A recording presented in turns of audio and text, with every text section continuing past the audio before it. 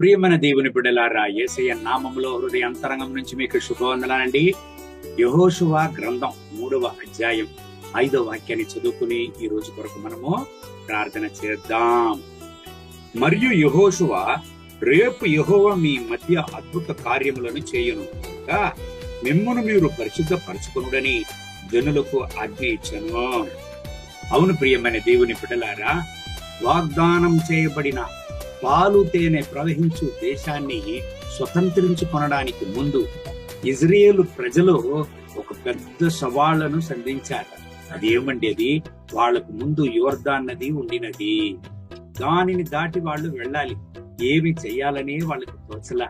అటువంటి పరిస్థితిలో వాళ్ళను నడిపేటువంటి దేవుని దాసుడైన యెహోషువ దేవుని ప్రజలతో మాట్లాడుతున్నాడు. చూడండి, దేవుని ప్రజలారా, మిమ్మలను మీరు పరిశుద్ధపరచుకుని రేపు మీ మధ్యలో దేవుడు అద్భుతాన్ని చేయును అని వాళ్ళని సిద్ధపరుస్తున్నాడు ఆయన. అవును ప్రియమైన దేవుని బిడ్డలారా, మన దేవుడు ఎల్లప్పుడూ అద్భుతం చేసే దేవుడు. కానీ కొద్దిసార్లు ఎందుకు ఆయన ఆలస్యం చేస్తాడంటే, దేవుడు మన కొరకు ఉంచినటువంటి అద్భుతాలను పొందుకునేటువంటి సిద్ధపాటు మనలో లేదంటే దేవుడు ఆలస్యం చేస్తాడు. దేవుని బిడ్డలారా, అందుకే ఇక్కడ యెహోషువ దేవుని ప్రజలతో మాట్లాడుతున్నాడు. చూడండి, మిమ్మల్ని మీరు పరిశుద్ధపరచుకుడి, సిద్ధపడుడి అని ఆయన అంటున్నాడు. ప్రియమైన దేవుని బిడ్డలారా, ఈనాటికి మీలో అనేక ప్రశ్నలు ఉన్నదా? ఎందుకు దేవుడు నాకు అద్భుతాన్ని చేయలేదు?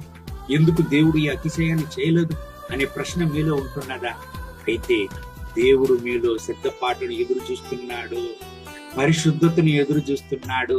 మీకని దేవుడు ఉంచినటువంటి ఆశీర్వాదాలను ఎవరు ఆక్రమించుకోవడానికి కానే కాదు. ఎందుకంటే మీ కొరకు దేవుడు ఉంచిన ఆశీర్వాదాలు అది మీ కొరకు మాత్రమే, ఎవ్వరికి దేవుడు అప్పగించడు. ప్రియమైన దేవుని బిడ్డలారా, కానీ దేవుని యొక్క ప్రజలలో, దేవుని బిడ్డలలో సిద్ధపాటును, పరిశుద్ధతను ఆయన ఎదురు చూస్తున్నాడు. ఈ ఉదయకాల సమయంలో ప్రియమైన దేవుని బిడ్డలారా, మీరు ఎటువంటి యొక్క సవాళ్ల మధ్యలో ఉంటున్నారు? దేవుడు నాకు అద్భుతం ఇంకా చేయలేదే, ఒక అతిశయాన్ని చేయలేదే, ఎప్పుడు నాకు ఒక అద్భుతాన్ని చేయను అని దేవుని సముఖంలో ప్రశ్నలతో ఉంటున్నారా?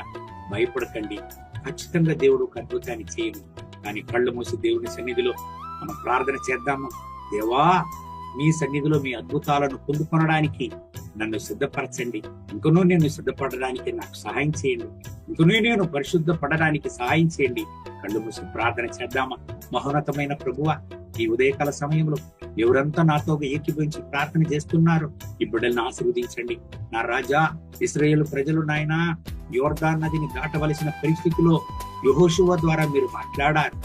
మిమ్మల్ని మీరు పరిశుద్ధపరచుకోండి, రేపు మీ మధ్యలో దేవుడు అద్భుతాలను చేయనని.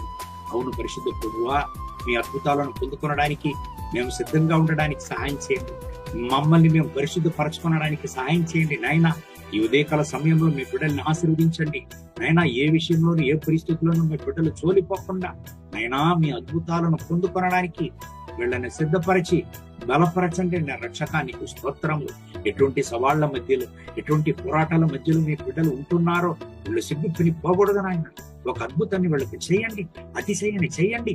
వీళ్ళకని మీరు నిర్ణయించినటువంటి ఆశీర్వాదాలను వీళ్ళకి ఇవ్వండి. నా రాజ్యానికి స్తోత్రములు. మీ కృపా ప్రసన్నత అపరిమితంగా మీ బిడ్డల పైన దిగి వచ్చునుగాక. మీ కృపా ప్రసన్నతతో మీ బిడ్డలను కూడా నింపి నడపండి, ఆశీర్వదించండి. మహిమ ఘనత స్తుతి మీకే. యేసయ్య నామములో వేడుకుంటున్నాం మా ప్రియ పరలోకపు తండ్రి. ఆమేన్, ఆమేన్.